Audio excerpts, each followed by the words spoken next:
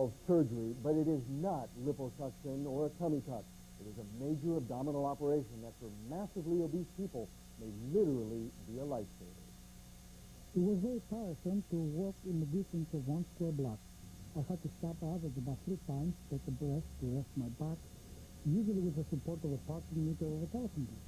The world is a very difficult place for an obese person.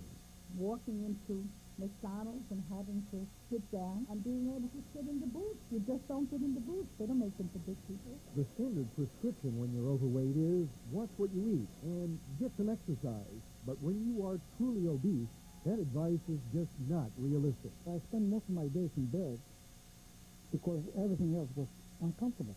Alexander Mitzellos was overweight as a child, but it wasn't until after his Army days that he became morbidly obese. At age 50, he was 430 pounds and suffering from life-threatening health problems that come with that much weight. Diabetes, I had 2 heart attacks, I had an angina, high blood pressure, high cholesterol, high triglycerides.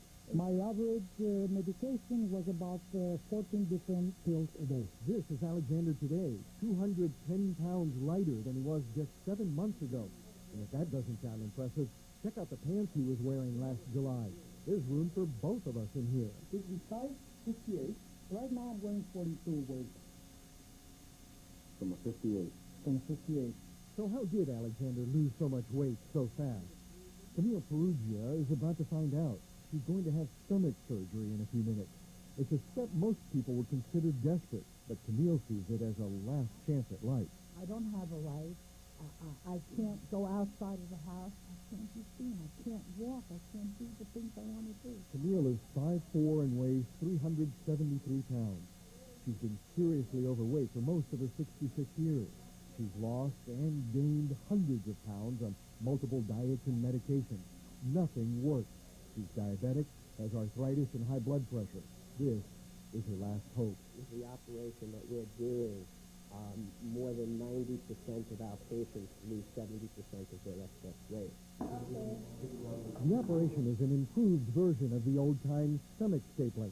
It still uses a special stapling device, but adds an intestinal bypass that seems to improve the long-term weight loss. Here's how it works. First, the stomach is stapled near the top, creating a small pouch that dramatically reduces the stomach's capacity. Then a piece of the small intestine from below the stomach is cut and brought up to join the pouch. Finally, the severed part of the bowel below the stomach is rejoined to the small intestine downstream. The effect is to reduce the calories and nutrients your body can absorb from food, because digestive juices, including stomach acid, bile, and pancreatic enzymes, don't reach the food until 2.5 feet later than normal.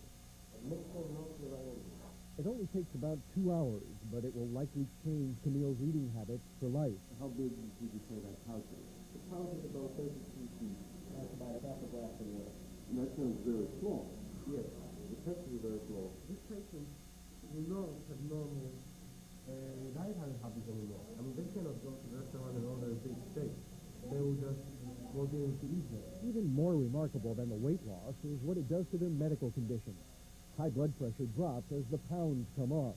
But amazingly, a new study in the prestigious Annals of Surgery also found that this operation may actually cure the type 2 diabetes that affects so many obese people, even before they lose their weight. Right now, I do not take any insulin, and I do not take any other medication. Not for the diabetes, not for high blood pressure, not for cholesterol, absolutely nothing. As for Camille, her hopes are more emotional.